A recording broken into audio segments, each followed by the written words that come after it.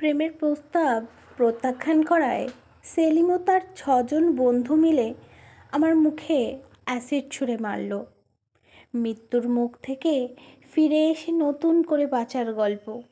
গল্পটি পড়ার অনুরোধ রইল। আমি মনীষা। আমার বয়স 23 বছর। আমার বাড়ি দক্ষিণ 24 পরগনার জয়নগর গ্রামে। নিম্ন মধ্যবিত্ত পরিবারের মেয়ে।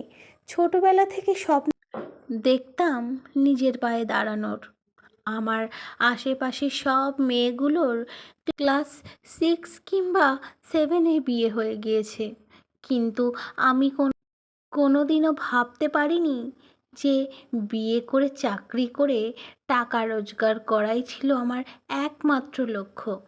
মনীষার সাথী ছিলেন তার মা। বাবার আহামরি খুব সামর্থ্য না থাকলেও কখনো বিরোধিতা করেনি।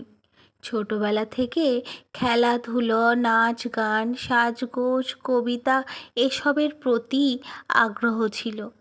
সবার নিষেধের বিরুদ্ধে যাওয়ার প্রবণতা দেখা দিল। স্বাভাবিকভাবে পাড়ার লোকজন আমাকে খারাপ মেয়ে ভাবতেই শুরু করে দিয়েছিল। ছেলেটার সম্পর্কে আমার ভাইপো হতো। আমাকে যখন বিয়ের প্রস্তাব দিয়েছিল তখন আমি তাকে না করে দিয়েছিলাম। ছেলেটি তখন আত্মহত্যার নাটক করে। পাড়ার লোকেরা তখন আমার আর আমার বাড়ির ওপর প্রবল চাপের সৃষ্টি করে। তখন বুঝিনি, কিন্তু এখন বুঝতে পারছি এগুলো সব নাটক, সব পরিকল্পনা মাফিক চলছিল।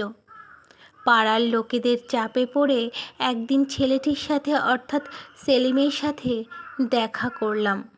সেখানে জোর করে একটা কাগজে সই করিয়ে নেওয়া হলো আমাকে। আমি তখন বুঝতে পারিনি ওটা রেজিস্ট্রির কাগজ ছিল। তারপর আবার বছর 3 সব চুপচাপ ছিল। তার মধ্যে বিএ পাশ করে গিয়েছি, চাকরি করছিলাম। তখন আবার শুরু হয় উপদ্রব। রাস্তাঘাটে আমাকে ফলো করা। জালিয়াতি আমি কিছুতেই মেনে নেইনি। আমাকে বন্দুক নিয়ে ভয় দেখানো হয়েছিল, তবুও আমি এর শেষ দেখতে চেয়েছিলাম। প্রচণ্ড ঝগড়াঝাঁটি অশান্তির পর ডিভোর্স পেপারে সই করানো হলো। এরপর বেশ কিছুদিন পর আমি অফিস থেকে ফিরছিলাম। কয়েকজন বন্ধু মিলে আমার মুখে অ্যাসিড অ্যাটাক করেছিল।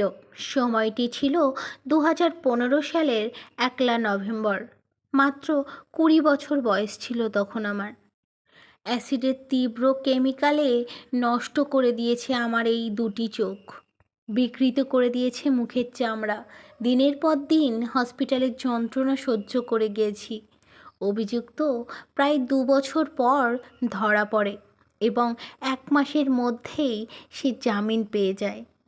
অভিযুক্ত জামিন পেয়ে গেছে, ধরা পড়ার কয়েক দিনের মধ্যেই শুরু হয়ে গেছে হুমকি। কিন্তু ভাঙতে পারেনি মনের জোর।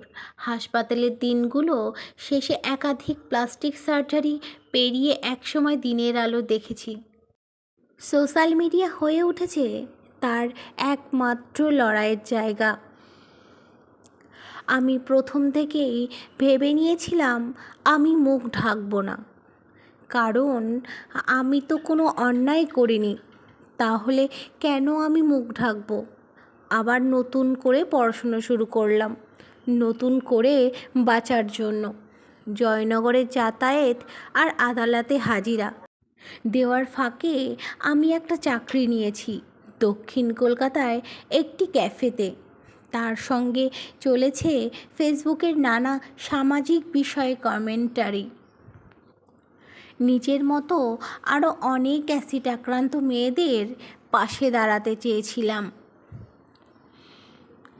সব কিছু মেনে নেব বলে আমি মৃত্যুর মুখ থেকে ফিরে আসিনি। আমি লড়াই করব বলে মৃত্যুর মুখ থেকে ফিরে এসেছি। আমি মনে করি চোখের দৃষ্টি ছাড়া আর কোনো কিছুই আমি হারাইনি। এই রকম মেয়েদের অবহেলা করবেন না, তাদের পাশে থাকুন। ভিডিওটি একটি সত্য কাহিনী থেকে নেওয়া হয়েছে। ভিডিওটি শেষ অবধি দেখার জন্য আপনাদের অসংখ্য ধন্যবাদ।